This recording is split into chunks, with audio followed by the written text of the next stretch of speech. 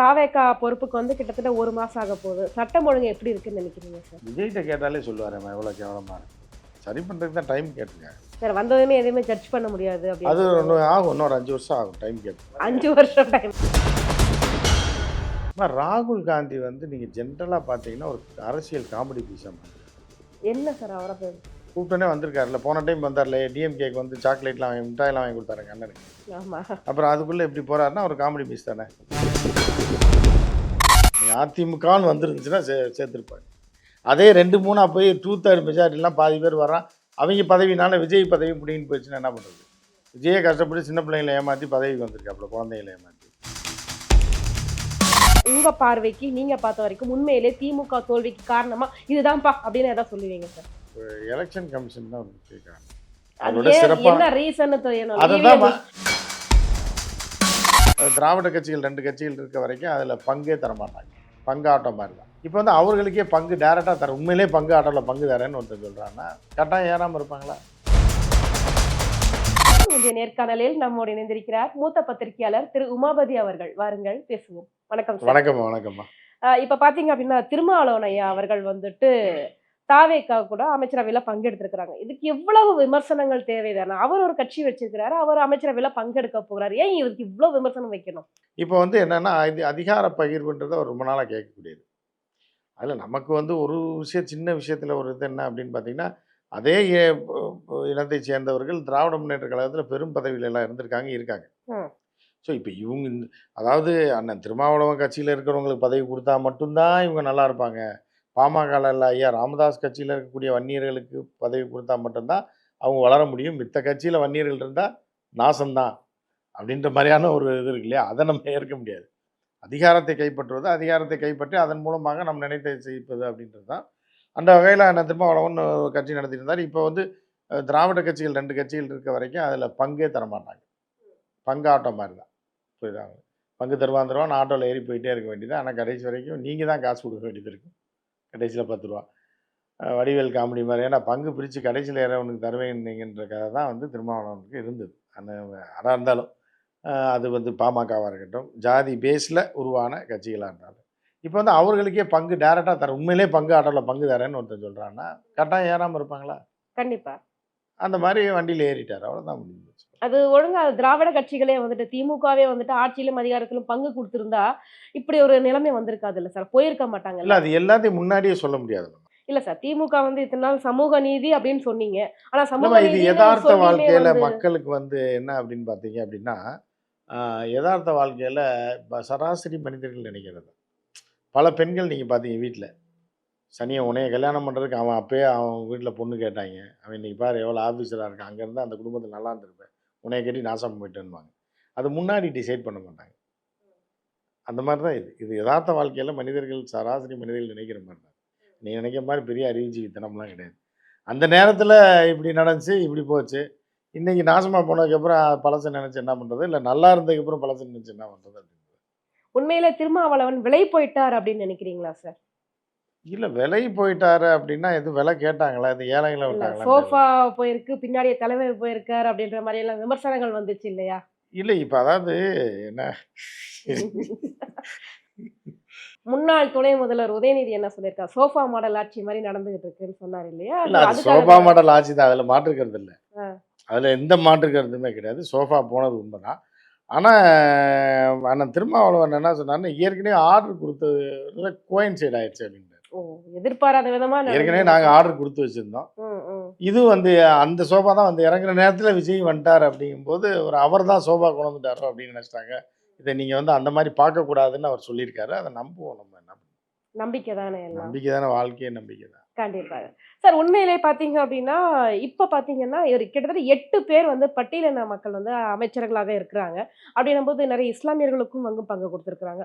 உண்மையிலே சமூக நீதி அப்படிங்கிறது இதுதானே சார்? இதுதான். இன்னும் ஒரு 4 வருஷம் கழிச்சு பார்த்தீங்கன்னா நிச்சயமாக தாழ்த்தப்பட்ட அந்த 8 அமைச்சர் கொடுத்தாங்க அவர்கள் வாயில. கிட்டத்தட்ட இப்போ வந்து பட்டியலின மக்களில் வந்து கிட்டத்தட்ட ஆயிரக்கணக்கான எம்பிபிஎஸ் எம்எஸ் டாக்டர்கள் உருவாயிருவாங்க. ஏன்னா அதே மாதிரி பார்த்தீங்க அப்படின்னா, அதே மாதிரி இஸ்லாமியர்கள் பார்த்தீங்கன்னா பல பேர் தொழிலெலாம் விட்டுட்டு பெரிய அளவில் நாசா ஈசாலெல்லாம் சேர்ந்துருவாங்க. ஐஎம்எல்ல உடைய அமைச்சராக பங்கேற்றுக்கிறதுனால அந்த மாதிரி நிறைய மாற்றங்கள் நடக்கிறதுக்கு வாய்ப்பு இருக்குது. நீங்கள் வெயிட் பண்ணி பார்த்தீங்கன்னா தெரியும்.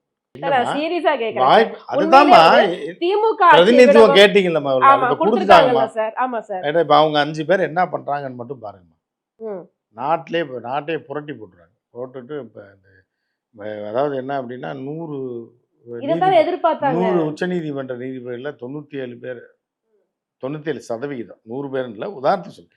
197 பேர் பிராமணர்கள் தான் இருக்காங்க. இப்ப இந்த அமைச்சர் கொடுத்ததுக்கப்புறம் பார்த்தீங்கன்னா, பாருங்க எப்படி வருது. கிட்டத்தட்ட இந்த ஆட்சி முடியறதுக்குள்ள எவ்வளோ பேர் இப்ப மெடிக்கல் சீட்டுக்கு போறாங்க. அதே மாரி பார்த்தீங்கன்னா, நீதிபதிகளா உயர்நீதிமன்றத்தில பார்த்தீங்கன்னா, இந்த ஆட்சி முடியறதுக்குள்ள 40% நீதிபதிகள் வந்து பட்டியலினத்து இஸ்லாமிய சமூகத்தை சேர்ந்தவர் தான் இருக்க போறாங்க. ஒரு கட்சியில மாற்றம் வந்துச்சுன்னா உடனே இப்படி எல்லாம் மாற்றம் ஏன் வரும். வராதுன்றீங்க? எதுக்காக அப்புறம் பதவி குடுக்குறாங்க? மாற்றம் வர்றதுக்கு தானே குடுக்குறாங்க. என்ன மாற்றம்லாம் வருதுன்னு மட்டும் நீங்க பாருங்க. பெரிய அளவுல மாற்றம் வரும். இப்ப திமுக வந்து தன்னுடைய தோல்விக்கான காரணம் என்னன்னு பல வகையில வந்து தேடிக்கிட்டு இருக்கிறாங்க. உங்க பார்வைக்கு நீங்க பார்த்த வரைக்கும் உண்மையிலே திமுக தோல்விக்கு காரணமா இதுதான்ப்பா அப்படின்னு எதாவது சொல்லுவீங்க சார்? ஏதாவது சொல்லுவீங்களா அப்படின்னு பார்த்தீங்கன்னா, நான் சொன்னேன்னா வந்து இப்ப எலக்ஷன் கமிஷன் தான் ஒரு முக்கிய காரணம். அடிப்படை காரணமே எலக்ஷன் கமிஷன். 40க்கு 40 ஜெயிச்ச போது எலக்ஷனுக்கு இல்ல. ஓட்டு வரலையா நீங்க சார்? நீங்க எது தப்பா நினைக்கிறீங்கம்மா. நான் என்ன சொல்றேன்னா, தோத்தது சரியா, தவறான்னு நான் பேச வரல. தோத்தது காரணம். Election commission. அது அதோட ஏன் சிறப்பா என்ன ரீசன்னு தெரியணும். அததாம்மா. இவிஎம் மிஷின் சொல்றீங்களா? அதெல்லாம் இல்லம்மா. இப்ப 50 வயசுக்கு மேல இருக்கவங்கள பூரா இது எலக்ஷன் கமிஷன் காலி பண்ணிருச்சு. 40,000 பேர ஓட்டு போட விடாம பண்ணிருச்சு. திராவிட சித்தாந்தங்கள், அரசியல் தெரிஞ்சவங்க பூரா. இப்ப ஜென்சி கிட்ஸ் தான் இருக்காங்க. ஜென்சி கிட்ஸுக்கு வந்து என்ன தெரியும்னு எல்லாருக்குமே தெரியும். அவங்க எவ்வளோ பெரிய அறிவுஜீவி, உண்மையிலே பெரிய அறிவுஜீவிகள் தான் அவங்க. பெரிய மாற்றங்களை கொண்டு. ஸோ அப்போ இந்த திராவிட இயக்கங்களுக்கு ஓட்டு போடக்கூடிய 50 வயசுக்கு மேலே இருக்கவங்கலாம் முடிச்சுக்கிட்டாங்க. 40,000 பேர் 50,000 பேர் தூக்கும்போது ஆட்டோமேட்டிக்காக திமுக தோத்துச்சு. பெரியவங்க எத்தனையோ பேர் போய் ஓட்டு போட்டு வந்திருக்காங்கல்ல சார். அதுக்கெல்லாம் என்ன அதுக்காக சார் சொல்லுவீங்க? எல்லாத்தையுமாம்மா இது பண்ண முடியும். பொய்யில வந்து ஒரு பொய்யை நம்பும்படியா நம்பணும் அப்படின்னா, அதில் உண்மையும் கலந்துருக்கணும். வெறும் பொய்யை மட்டும் சொன்னால் நம்ப மாட்டாங்க. உண்மையும் கலந்துருக்கனால அது 4 பேர் போடத்தான் செய்வாங்க. புரியுதா உங்களுக்கு? ஆக எல்லா வயசான ஆளையும் போட்டு தள்ளிடுவாங்கன்னு எப்படி சொல்லுங்க? உண்மையிலேயே பார்த்தீங்க அப்டின்னா, இதுக்கு முன்னாடி எலக்ஷனுக்கு வரைக்கும் பார்த்தீங்க அப்டின்னா, தாவேகா வந்துட்டு பாஜக தான் இயக்கிக்கிட்டு இருக்குது. பின்னாடி பாஜக தான் இருக்குது அப்டின்னு சொன்னாங்க. ஆனா எலக்ஷன் முடிஞ்ச பிறகு அவருடைய ஒவ்வொரு நடவடிக்கைகளும் நான் அப்படி கிடையாது. எனக்கு பின்னாடி பாஜக கிடையாது. நான் சுயமா இருக்கிறேன்றத ஒவ்வொரு விஷயத்திலயும் காட்டிக்கிட்டு இருக்கிறாங்க. அமைச்சரவையில அதிமுகவுக்கு கூட பங்கு தரவே இல்ல. இவங்கள தான் கூப்பிட்டு குடுத்துருக்காங்க. பதவியேற்பு விழாவுக்கு ராகுல் அதிமுக காந்திய பங்கு கூப்பிட்டுருக்காங்க. தரலன்னு யாரும்மா சொன்னா? பங்கு தரனா இங்கே பிடிங்கிட்டு போயிடும். ஆட்சி பிடிங்கிட்டு போயிடும். மொத்த அதிமுக வந்தா கொடுத்துருப்பாங்க. அமைச்சரவையில குடுக்கலல்ல சார்.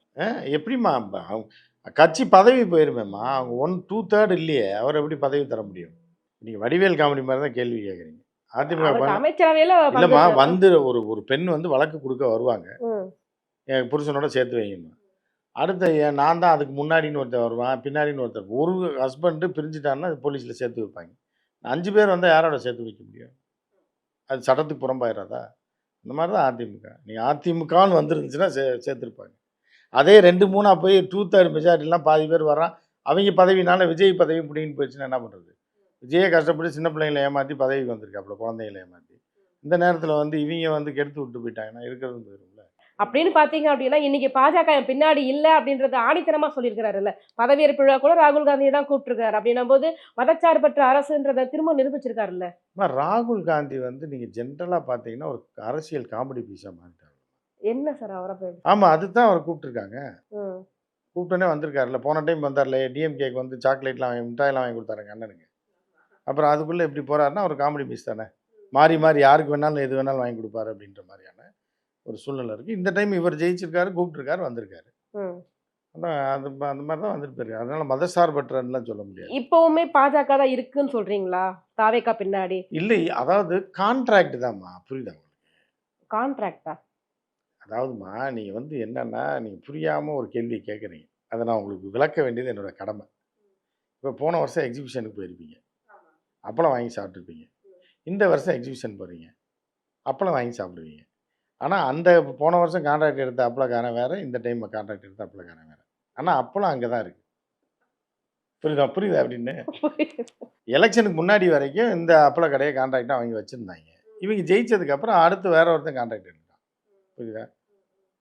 அதனால இல்லைன்னு இப்போ சொல்லலாம். ஆனால் போன வருஷம் அவர் கான்ட்ராக்டில் தான் அப்பள கடை இருந்துச்சு. இருந்துச்சு. எலெக்ஷன் ஆனா இப்ப இல்லல்ல.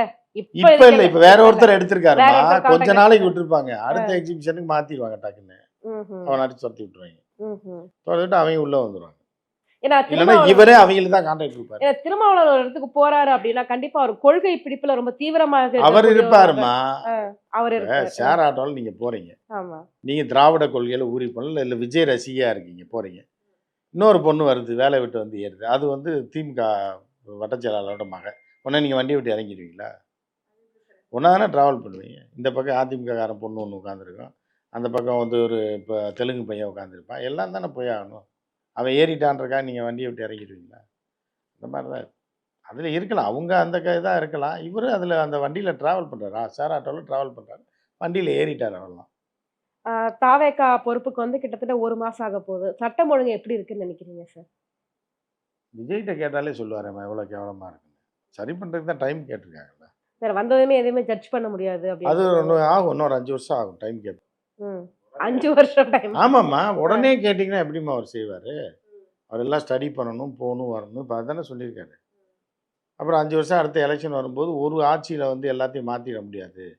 இன்னொரு 5 வருடங்கள் இருந்தா தான் வந்து ஒட்டுமொத்தமாக இந்த சமுதாயத்த மாத்த ஏன்னா முடியும். மாற்றம் வேணும்னு சொல்லி ஓட்டு போட்டுருக்காங்க. ஏதாவது மாற்றம் ஏதாவது உங்களுக்கு தெரிஞ்ச ஏதாவது மாற்றம் நிகழ்ந்திருக்கா? இதான் 3 நாள்ல அந்த ஒரு சின்ன பிள்ளைய தூக்கிட்டு போய் இது மாரி பண்ணியிருக்காங்கல்ல. ம். மாற்றம் தானே அது. அது மாற்றம் தான். அந்த கரண்ட் நைட் கட் ஆகுதுல்ல 2லேருந்து 4:30 வரைக்கும். அது ஒரு பெரிய மாற்ற புரட்சி தானே அது. பவர் கட்டும் அதிகமாகிக்கிட்டு ஆமா. இருக்கு. மக்கள் காரணம் விழிப்புணர்வோட திமுக தான் ஏன்னா காரணம்னு சொல்லி. அதுதான் எல்லா மக்களும் தூங்கிட்டு இருக்காங்க. விழிப்புணர்வு இல்லன்றதுக்காகவே எங்க அண்ணன் விஜய் வந்து நைட்டு கட் பண்ணிட்டாருன்னா, எவனும் தூங்காம ஒரு முழிச்சிருப்பாங்கல்ல. விழிப்புணர்வோட இருப்பாங்கல்ல. ஓ அதுக்காக இதுதான் தான் அந்த 2 டூ விழிப்புணர்வு. 4:30 வரைக்கும் தான் எல்லாம் தூங்குவாய்ங்க. கட் பண்ணி விட்டோம்னா, ஐயோ! அப்பா நாலடி எடுத்து விசிறிய வீசிக்கிட்டு இருப்பாய்ங்க. திருப்பி 4:30 மணிக்கு தூங்கி எந்திரிச்சு 9 மணிக்கு வேலைக்கு போவாங்க. எல்லாம் நல்லா இருக்கட்டும்ன்றது. அமைதியா, நிம்மதியா இருக்கட்டும்ன்றதுக்காக தான் இது பண்றது.